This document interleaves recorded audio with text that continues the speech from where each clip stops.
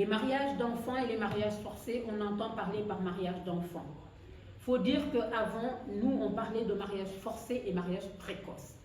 Mais c'est depuis 2011, cette journée-là, ils ont décidé que ça s'appelait les mariages d'enfants. Et donc, quand on parle de mariage d'enfants, c'est tout mariage dans lequel au moins l'un des deux conjoints a moins de 18 ans. On entend par mariage d'enfants les mariages dans lesquels l'un des conjoints au moins n'a pas personnellement donné son consentement libre, éclairé à l'union. Un mariage d'enfant est considéré comme une forme de mariage forcé, car au moins l'un des deux conjoints n'a pas librement exprimé son consentement plein. Une fille sur 5 est mariée dans le monde. Il y a 2 ans, les statistiques, c'était 650 millions de femmes vivant dans le monde et ont été mariées avant l'âge de 18 ans. Chaque année, au moins 12 millions de filles sont mariées dans le monde avant l'âge de 18 ans.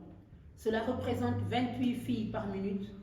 Une fille sur 5 est mariée ou vit maritalement avant l'âge adulte, 18 ans. Selon l'UNICEF, dans les pays les moins avancés, ce chiffre est multiplié par 2. C'est-à-dire que 40% des filles mariées avant l'âge de 18 ans et 12% avant l'âge de 15 ans. Ces pratiques sont particulièrement répandues dans les pays affectés par un conflit, dans les situations de crise humanitaire. Il y a des progrès, mais des pratiques qui demeurent répandues, même si c'est dans des proportionnelles différentes. Aucune région du monde n'est épargnée. Ainsi, toujours selon l'UNICEF, le taux de mariage d'enfants reste malgré tout élevé, en particulier dans certaines régions comme l'Afrique subsaharienne, 18%, l'Asie du Sud, 44%, l'Asie de l'Est et le Pacifique avec 12%, l'Amérique latine et les Caraïbes, 9%, le Moyen-Orient et l'Afrique du Nord, 5%, les autres régions ne représentent que 12%.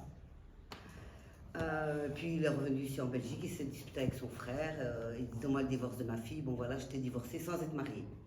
Sans avoir fait de fête ni rien, j'étais encore vierge. Important la virginité chez nous. Et puis après, quand ma soeur elle a entendu que j'étais divorcée, elle est venue chez mon père parce qu'elle avait son beau-frère qui était sans papier, donc voilà. Et puis il m'a mariée, donc c'était pas nécessaire que je sois présente au Maroc.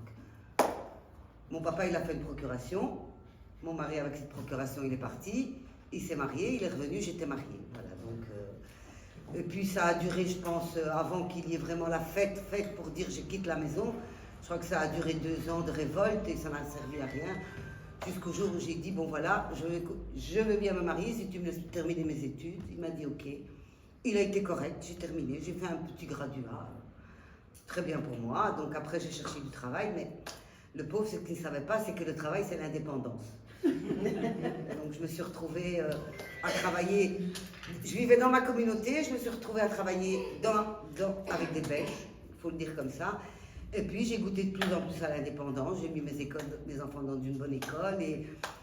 Et puis jusqu'au jour où je mentais, donc j'avais une double vie, j'avais mes amis belges, j'allais au sport, je disais à mon mari, il n'y a pas d'hommes, il n'y a que des femmes.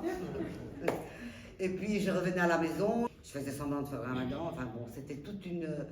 C'était schizophrène, comme elle dit Jamila, j'étais schizophrène, voilà.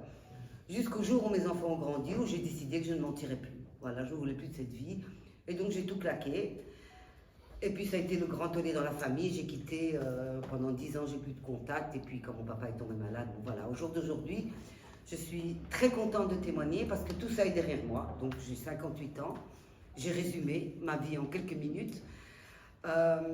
Mon combat aujourd'hui c'est quoi? C'est aider les autres à s'en sortir, c'est essayer de, et on n'y arrivera pas, je suis certaine qu'avec l'islamisme qui monte, essayer d'enrayer ces mariages forcés, parce que ces mariages forcés, ils sont là, ils n'ont même pas besoin d'aller, les islamistes n'ont même pas besoin d'aller au consulat pour se marier. ils se marient avec le Fatiha et pour eux ça leur suffit. Donc, moi j'ai eu le cas dans ma famille, mon neveu qui s'est marié avec la Fatiha uniquement parce qu'il ne reconnaissait pas la loi belge. Pour lui, l'islam était au-dessus des lois. Donc 3 mois après, son mariage était fini. Alors mon histoire a commencé au Maroc et donc j'ai ma mère qui m'a retirée de l'école à l'âge de 10 ans et comme j'étais une petite fille rebelle qui aimait bien remettre les choses en question, donc on ne savait pas quoi faire de moi et donc ils ont décidé de me marier avec un homme de 30 ans alors que moi j'avais 14 ans. Donc arrivée ici, je suis arrivée en tant que femme mariée. Et cet homme, qui est le père de mes enfants malheureusement, il m'a enfermée pendant des années. Donc ça s'est passé en Belgique, il y a 30 ans malheureusement. Et je suis forcée de constater aujourd'hui qu'il n'y a aucune évolution, ou bien les choses sont dissimulées et présentées différemment en tout cas. Donc j'ai été enfermée pendant des années. Je ne parlais pas un mot de français. J'étais enfermée à clé, violée, battue, réduite à néant. Donc, comme je n'avais que 15 ans, j'étais adolescente, mais je ne savais pas ce que c'était l'adolescence. Donc, j'ai décidé de me battre, mais comme une lionne. Donc, quand je suis sortie de là, je pense que j'étais plus un être humain, j'étais une petite sauvage. J'étais prête à massacrer tous ceux qui se présentaient devant moi pour pouvoir m'en sortir et me battre surtout jusqu'à l'âge de 45 ans où j'ai fait une vraie dépression, où j'ai malheureusement tout m'a rattrapé, où ça a été finalisé par une tentative de suicide parce que je trouvais que j'ai amené mon combat là où il fallait l'amener et que pour moi il était temps de partir. Mais bon. On fait du travail d'éducation permanente et tout notre travail d'éducation permanente est basé sur la question des droits. Donc, c'est-à-dire les droits fondamentaux, l'égalité homme-femme, les construire, les droits sexuels et reproductifs, enfin, les questions de violence. C'est vraiment outiller les femmes pour qu'elles puissent jouir pleinement de leurs droits fondamentaux. Parce que pour beaucoup viennent de pays où ces droits ne sont pas respectés ou ne sont pas connus, etc. Et ici aussi, il faut pouvoir aussi revendiquer les droits qui ne sont pas toujours respectés non plus.